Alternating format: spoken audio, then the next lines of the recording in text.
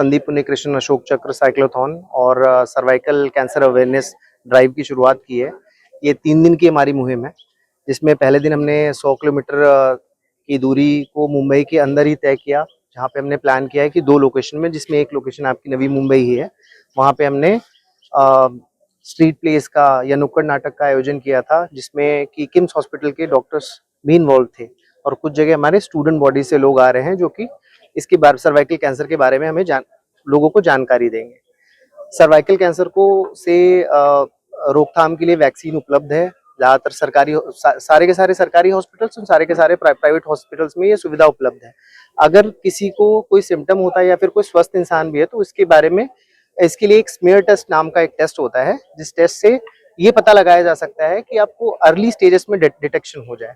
तो इन्हीं सब चीज़ों को मद्देनजर रखते हुए और अपने शहीदों को श्रद्धांजलि देने के लिए हमारा NSD डे भी आ रहा है, तो उसी की शुरुआत और उसी की मुहिम को जारी रखते हुए हमने ये इस साइक्लोथॉन का और सर्वाइकल कैंसर अवेयरनेस ड्राइव का आयोजन किया। नागरिकों को क्या आह्वान करेंगे? अब मैं यही बात करूंगा सबसे कि जितने भी लोग हैं जिनको आज हमारे माध्यम से या फिर अदरवाइज सर्वाइकल कैंसर के बारे में जानकारी जिनको पता चली है, वो ज्यादा से ज्यादा लोग के बीच में शेयर करें और अपने घर की जो महिलाएं हैं, बेटियां हैं, उनको नजदीकी हॉस्पिटल में ले जाके उनका या तो अगर उनकी उम्र 14 से ज्यादा हो चुकी है तो उनका स्मीयर टेस्ट करवाएं, और अगर उनकी उम्र कम है तो उनका HPV का वॅक्सिनेशन। आपल्याला सर्वांना माहिती आहे की आज सगळ्यात महत्त्वाचा जो आजार आपल्याला मानला जातो तो ब्रेस्ट कॅन्सर आहे आणि त्याच्यानंतर आहे सर्वाइकल कॅन्सर।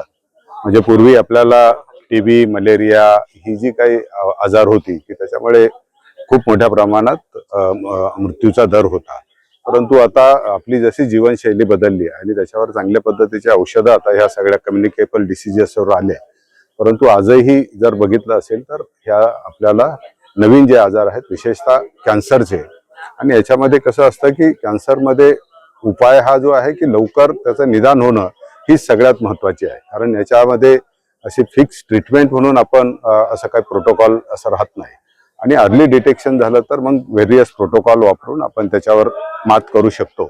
आणि आपल्याला सगळ्या समाजामध्ये ही जनजागृती करण्याची आज वेळ आहे। विशेषतः महिलांमध्ये जे होणारे कॅन्सर आहेत, जे ब्रेस्ट कॅन्सर आहे आणि आता जसं आपण सर्वाइकल कॅन्सर बाबत बोललो, आणि दुसरा थ्रोट कॅन्सरचा जो एक आणखीन एक तिसरा महत्त्वाचे 3 आजार आहे याच्यामध्ये, आणि हे याच्यावर खूप मोठं काम करणे गरज आहे। आज आपण NSGचा एक त्यांचे सायक्लोथॉन होती, या सायक्लोथॉनला गेटवे पासून सुरुवात झाली। आता नवी मुंबईमध्ये आपण नेरूळला आलो आणि इथून पुढे ती पवईला आता जाणार आहे 100 किलोमीटरचा।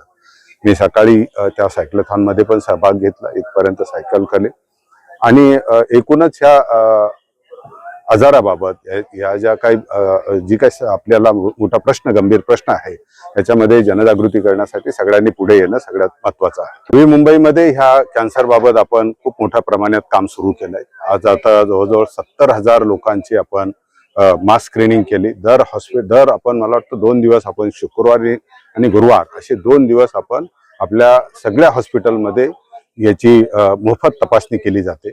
ही मोफत तपासणी केल्यानंतर ज्याचे पॅप स्मिअर घेतले जातात, बाकीची एक्झामिनेशन केलं जातं, ब्रेस्ट एक्झामिनेशन आणि बाकीचे जे काय आहे, आणि त्याच्यानंतर जे काही संशयित आहेत त्यांना आपण टाटा कॅन्सर हॉस्पिटलकडे रेफर करून त्यांच्याबरोबर आपण एक टायअप केलेला आहे, आणि त्याच्यानंतर पुढे जे निदान झाल्यानंतर त्याला ट्रीटमेंट सुद्धा आपण दिलं, आणि एक 10 बेडचं केमोथेरपी वॉर्ड सुद्धा आपण नेरूळला सुरू केलं आहे।